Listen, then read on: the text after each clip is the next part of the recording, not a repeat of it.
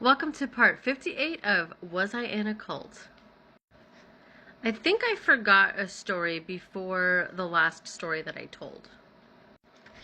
Sometime after the situation where Cynthia went to jail and I met Arlene and we started going out, there was a few other things that happened in between there. I remember feeling so defeated over losing Cynthia and all of that, and then all the heartbreak and everything, that I believe that I actually tried to go back to church at some point before I left completely. I recently told a story about how I caught my grandmother in my drawers, and then I tried to leave, and my grandfather called the cops on me saying that I was getting violent with my grandmother when she was holding her fists up to me. And then I ended up going to a drug rehabilitation unit. Well, after I got out of that drug rehabilitation unit, I was heavily medicated. I wanted to return to church, but I didn't want to stay on that medication. So I had devised an escape plan to get off of the medication and get away from my grandparents. I was so angry that my grandparents had actually lied to the police and said that I was getting violent with my grandmother, and they set me up to be locked up again and put on medication again, and that wasn't something I was able to forgive and just walk away from. Like, I wanted to leave. I was done living with my grandparents and being under their control. They had taken my car away from me that I had purchased with my own money from the job that I was working at, and they like sold it or gave it away or something. And then I didn't have a car anymore, so I was just like, this is crazy. I can't believe this is happening. I can't be living here anymore. And then they only had certain people that were allowed to pick me up and take me to church. And I remember one time one of those designated people came to pick me up, and we went to church, and while they were ending the service, I said I had to go to the bathroom or something, and then I left the church and I walked out, and I was going to the bathroom, which was like on the other side. It wasn't inside of the actual church, and it was like in another building, and I ran into this lady and I was like, I need to go to the women's home. Can you please take me to the women's home in Boyle Heights? Like, I can't be here, but I desperately need to go to the women's home. And she was like somebody I knew from before, and she saw the situation and the state that I was in because I was heavily medicated, and so she believed me that I was needing to go to the women's home. So she was like, yeah, like, I'll take you right now. And I'm like, okay, let's go. I literally left with her with the clothes on my back. It was like I had to escape because my grandparents were going to continue to control my life and make me take those medications that I knew that I did not need. And so I had to get out.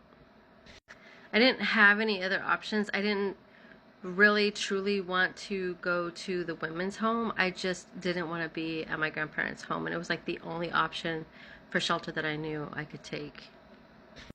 So in the past, when I had came off of medication, I was able to wean off slowly, but when I went into the women's home, they didn't allow medication of any sort, so I had to just be taken off of it like instantly, cold turkey. The drug rehabilitation unit had put me on some very strong psychotropic medication.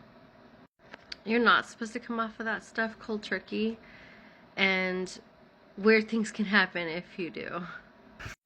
Stuff like I blacked out in church. I don't remember it. I remember us going in the van and driving to church, and then the next thing I remembered is sitting down and waiting for the service to start. And then, like, flash forward, I'm in the van and we're on the way home, and I come to and I'm like, what happened? And they're like, you passed out in church. And I'm like, what? Apparently I was like sitting there and I just like fell over in the chair, and they had to take me to the van, and I was just passed out. And I guess they left me there and just continued church and then came back afterwards. You would think that they would have been like, is she okay? Like, someone would have stayed with me. I don't know if someone did stay with me, But it was just a weird situation.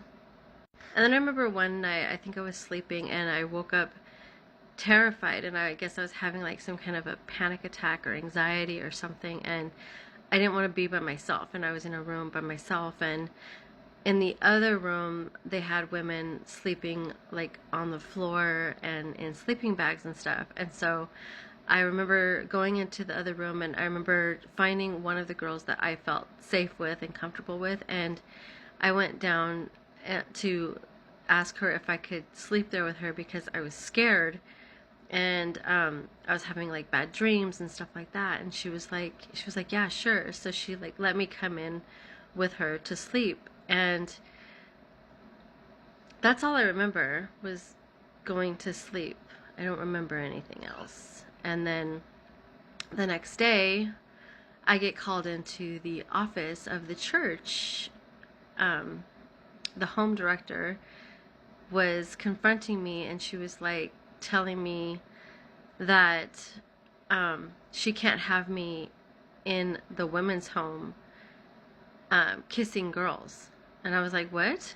And she said that the lady that I went to sleep with told her that I tried to kiss her. And I'm like, I don't remember that, because I didn't. And then they thought I was lying, but I don't remember trying to kiss her.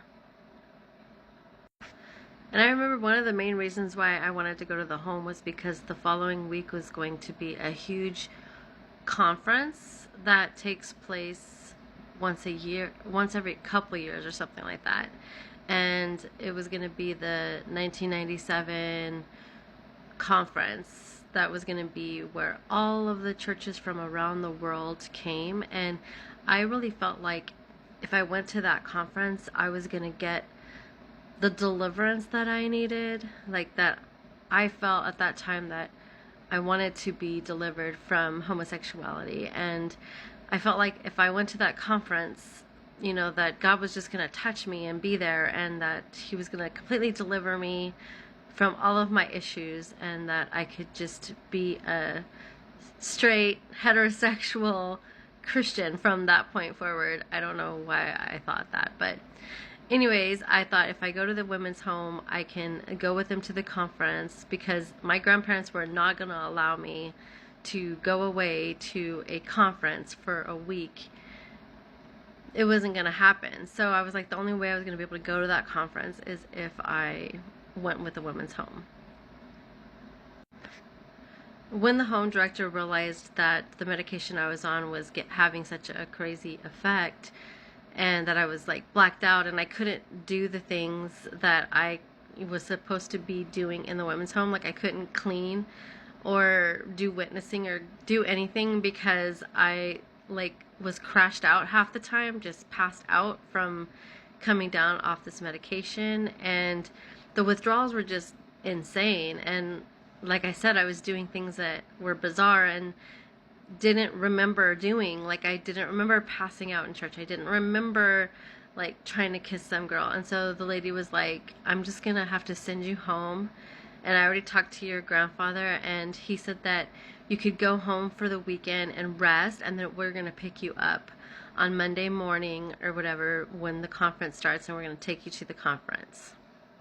And I was like, yeah, that's not gonna happen. My grandparents are not gonna let me go to this conference, and they're not gonna let me go. There's no way.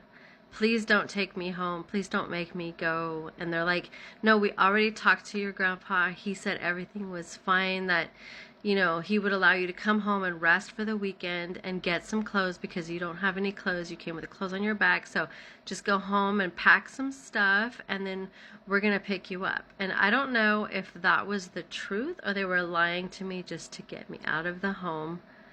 But I knew the minute that I stepped foot on my grandpa's property that I was not going back to that conference.